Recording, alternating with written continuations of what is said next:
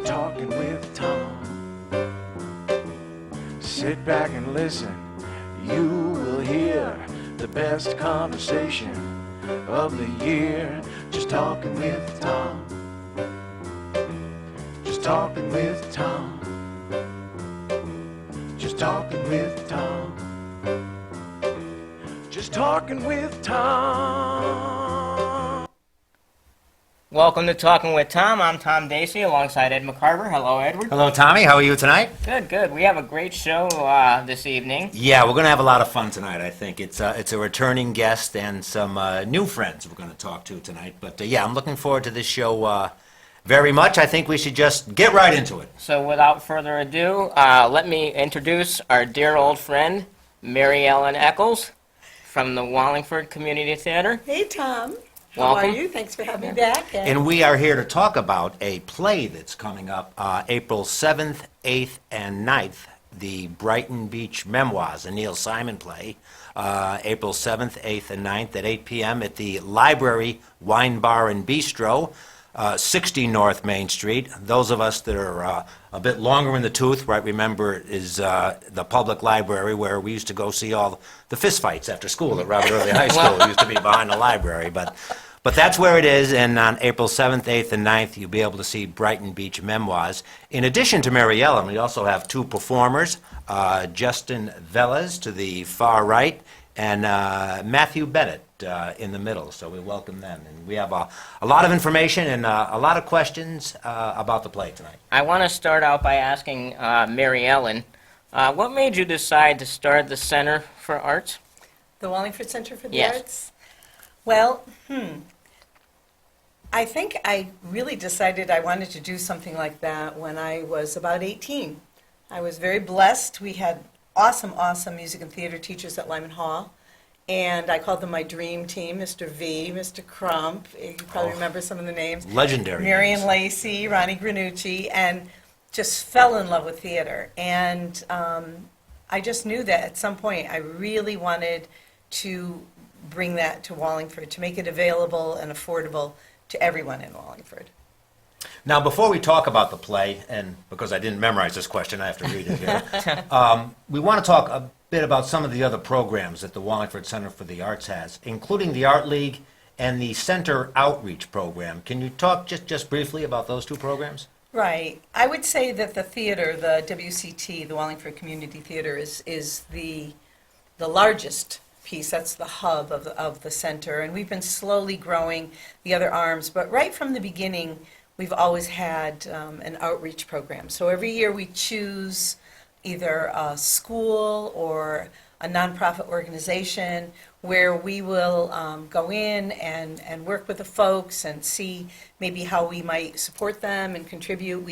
We've had the Meriden Wallingford Arc has been a favorite spot of ours, where we actually went out there and they helped create scenery, and some of them were part of the show with us, and in our summer musical.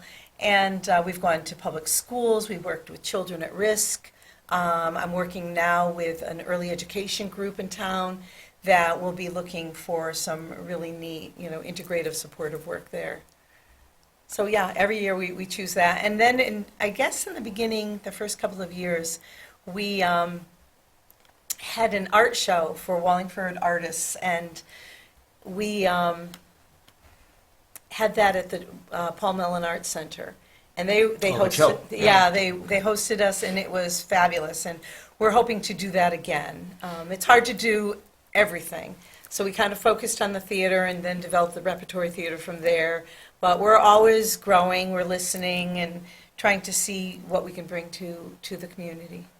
Now, we already mentioned this performance coming up is Neil Simon's Brighton Beach Memoirs. Yes.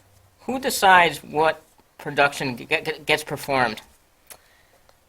I guess the final decision might rest with me, but I have some really wonderful people on my team. Matthew is more than just an actor. He designed our beautiful posters. He's in this production, he's really functioning like an assistant director with me. He's amazing. I also have Dave Stein. He's an architect, but he's my designer. So we all talk. Megan Shortell, she's production and choreography and stage management. So we have a team, and every certain time of each part of the year, we'll say, okay, let's come up with some thoughts about the summer or the repertory, and then we'll kind of throw it around and we'll talk about it. And it's really a team decision. I think if I certainly have input on that, but it's something we all have to feel good about because it's a big investment of time. We're talking with Mary Ellen Eccles, the executive director and founder of the Wallingford Center for the Arts. We're talking about Brighton Beach Memoirs, which will be performed April 7th, 8th, and 9th. That's the Thursday, Friday, and Saturday. Doors open at 7:30 p.m. Yes. Curtain opens at 8. And it'll be at the Library, Wine Bar and Bistro, 60 North Main Street, right on Simpson Court. Everybody knows where it is.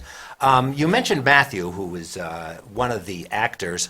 You play the character of Stanley in Brighton Beach Memoirs. Yep. Can you tell us a bit about what your character is involved? Stanley is Eugene, the main character's older brother, and Eugene is based off of Neil Simon. It's sort of an autobiographical piece in that sense. And Stanley is his older brother who Eugene looks up to, who teaches Eugene a lot about life, about girls, about, everything going on. But Stanley also at the same time has his own problems that he has to deal with, trying to help keep the family afloat with money, trying to keep a steady job and everything. And he's already graduated from high school, so he's out working in the business, or working in the world. And so he has the difficult challenge of balancing his job and being an older brother to Eugene while living in the pre-war era. Now, Eugene is the young man to your right, Justin Velez. And I wanted to ask you, Justin, how did you get involved with theater originally? Was it something you always wanted to do, or? Well, I always played a lot of sports when I was a kid, and I've done many school plays, and I thought I would just try it out for fun, and I really enjoyed Happy Days in the summer, and it was really fun. So when they reached out for me for this play, I thought I would give it a try, and it's been great. And theater just always just been something that I've always wanted to do. You don't have to have a lot of experience. You just have to try it, and then if you like it, if it sticks to you, if it comes easy to you, you should go far with it. Now, this is your second play? Yes, this is my second play. Very good. Now, of course, you mentioned Happy Days. I don't know if it's a pleasure, but you worked with Mr. McCarver here in Happy Days.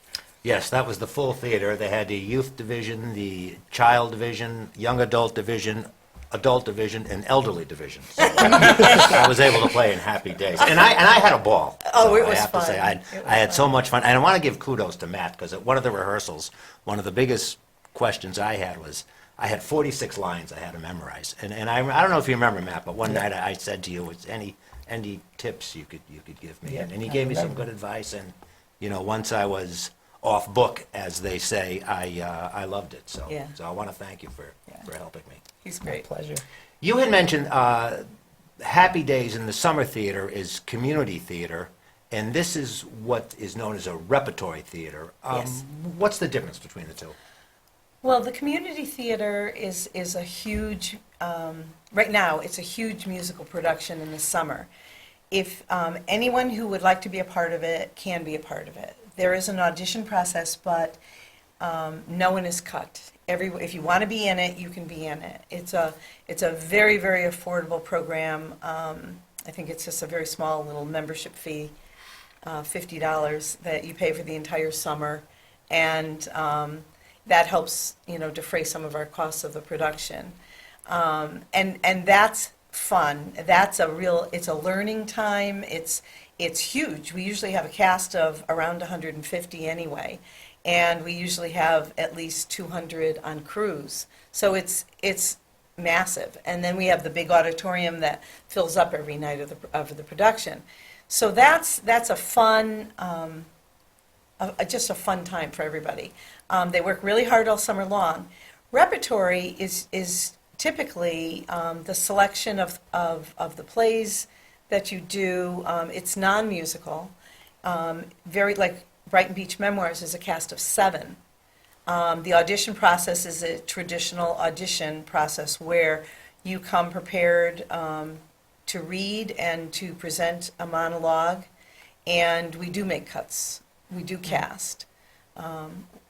We received tremendous talent for Brighton Beach Memoirs, and I think I told you at one point, I was amazed at the caliber of the actors that came to audition for the repertory, and I never thought I would be writing thank you for auditioning, but we weren't able to offer you a part this time to people who are equity candidates, you know, and I was pretty floored, very, very honored, very humbled by that. We have an amazing cast. Well, and we should mention, you mentioned a cast of 7. I have them here. 2 of them we have here, Justin Velez and Matthew Bennett.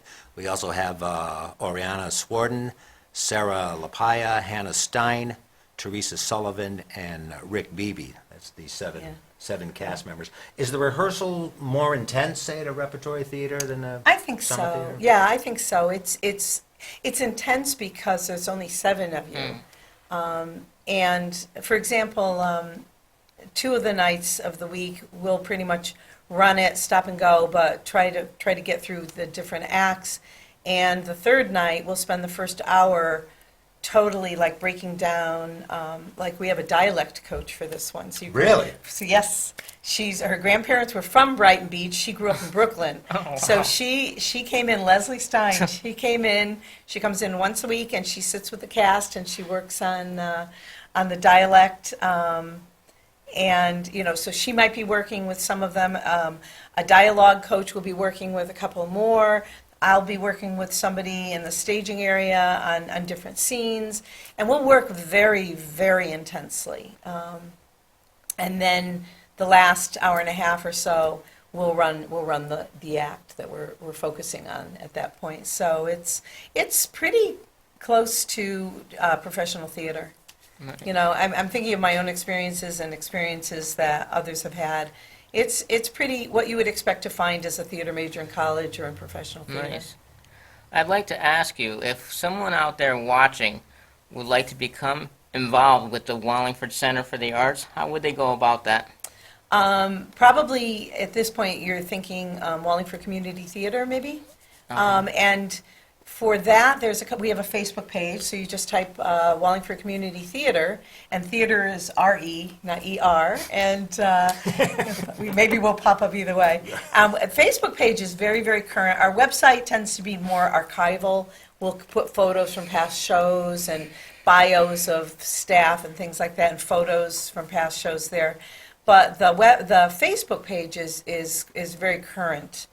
So that's probably one way, and all of our addresses for emails. But we have people from all walks of life, all ages, because there's so many different things that you can do in the theater. Every skill in life is needed, you know. Again, we're talking to Mary Ellen Eccles. We're talking about Brighton Beach Memoirs, the Neil Simon play, which will be performed April 7th, 8th, and 9th.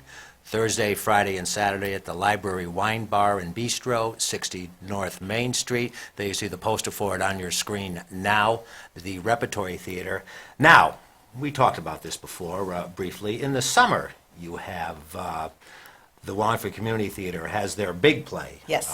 We had Happy Days for 2015. I believe Peter Pan was done in 2014.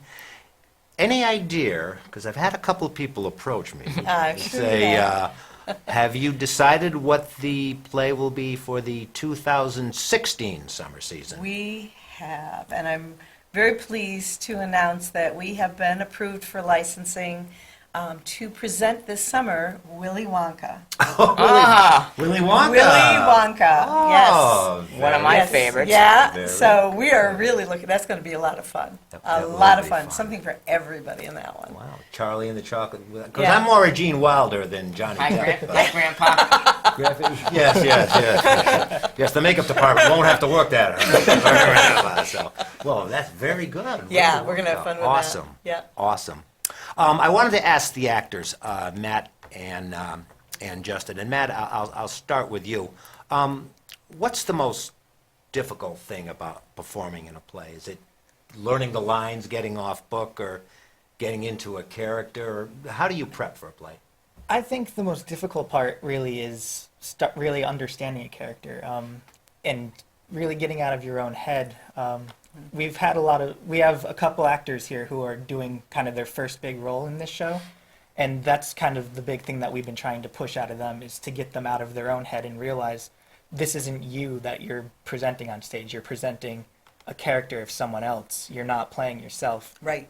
So you have to really kind of understand what someone else is going through. Like, you can't go up there and go, oh, well, these are my problems, because they're not. They're the character's problems. And so you have to put your all into becoming someone else, really, in that sense. And that, for me, has always been kind of the biggest problem, of separating where the character is and where I am and everything. And so while rehearsing, it's really helpful to be able to run it over and over again and start finding the difference between where you end and where your character begins. And just every time you rehearse it, you kind of discover something new about what you're saying or what you're doing and everything, and you start to develop a stronger character that way.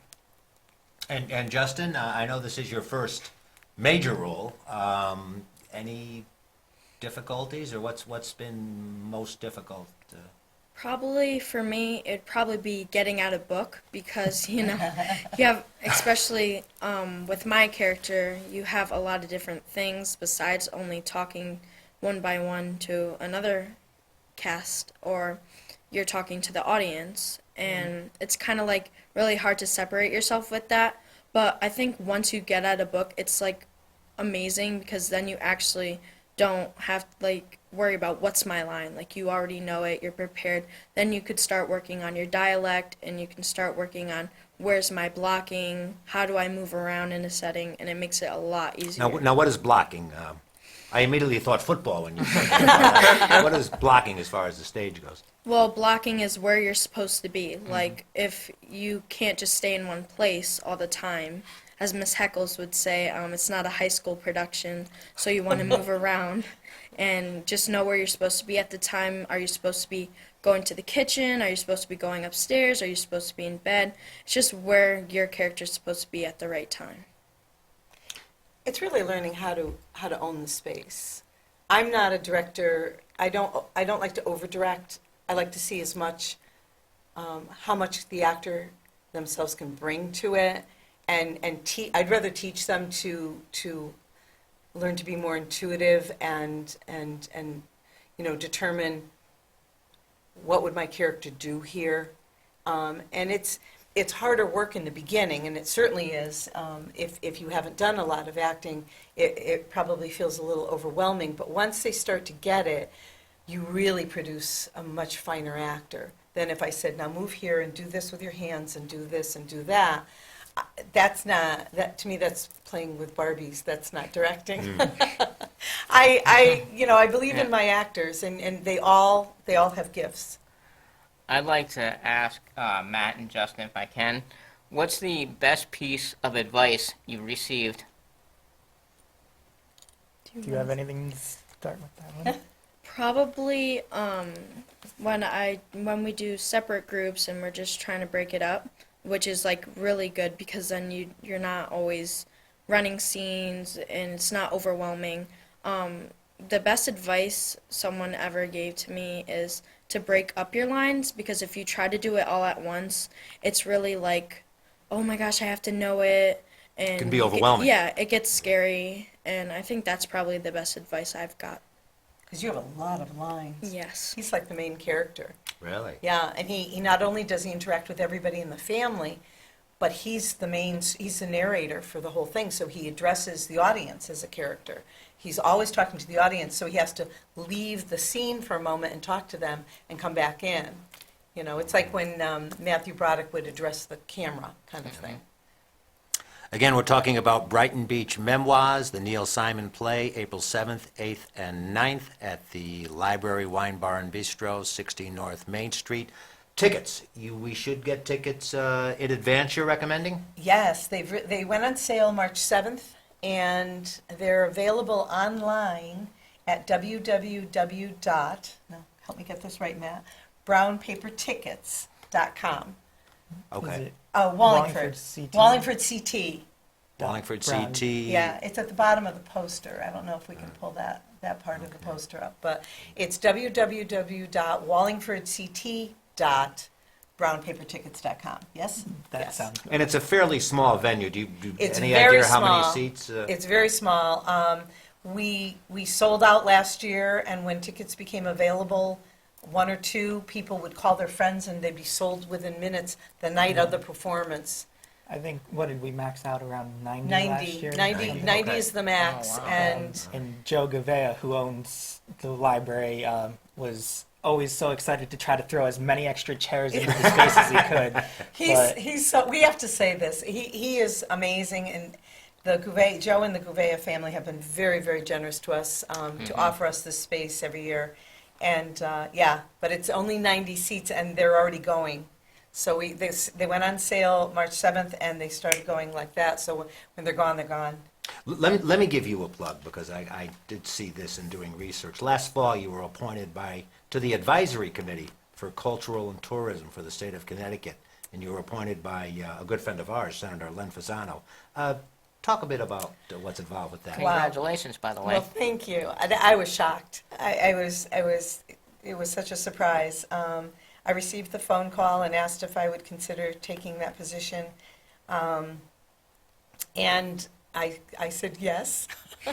So it's amazing, because I'm sitting at a table with Michael Price, who was the executive director of Goodspeed, and Larry Hughes, and all these movers and shakers. And right now, especially with the economic situation the way it is, we're looking at the best way. Connecticut's got so many treasures, and so it's all about not just the arts, but the culture of Connecticut, and wanting, bringing in people from out of state, and also, Connecticut residents finding and seeing what they have. So I'm loving it, and I've been asked in this coming fall to also sit on the Connecticut Arts Council, Nice. also by Senator Nice. Fasano, which huge Quite an honor. huge honor. I'm sitting at tables with amazing people, so I strive to represent Wallingford well. Good. Well, We've got just under 2 minutes left. So, any final thoughts before No, I we thank wrap you up? for having us here.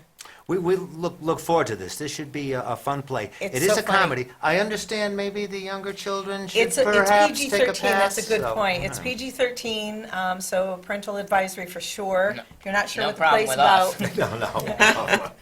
check into what the play is about. It is a coming of age, and it's the first part of Neil Simon's trilogy, autobiographical. It's fabulous and it's funny, but I wouldn't recommend it for younger children. Okay. I'll leave Maureen at home. so. That's Brighton Beach Memoirs, April 7th, 8th, and 9th. Thursday, Friday, and Saturday at the Library, Wine Bar and Bistro, 60 North Main Street.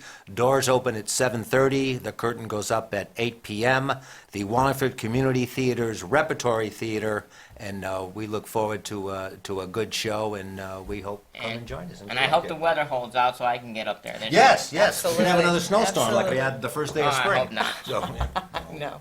But Mary Ellen, always Thanks, a pleasure. Tom. Always a pleasure. Thank you so Matt, much Justin, for having us. thank you. thank you. Want to thank our crew in the back. Fine job Yes. once again. And Break a leg. I guess we'll see you next time, huh? all right, look forward to it. Good night, everybody.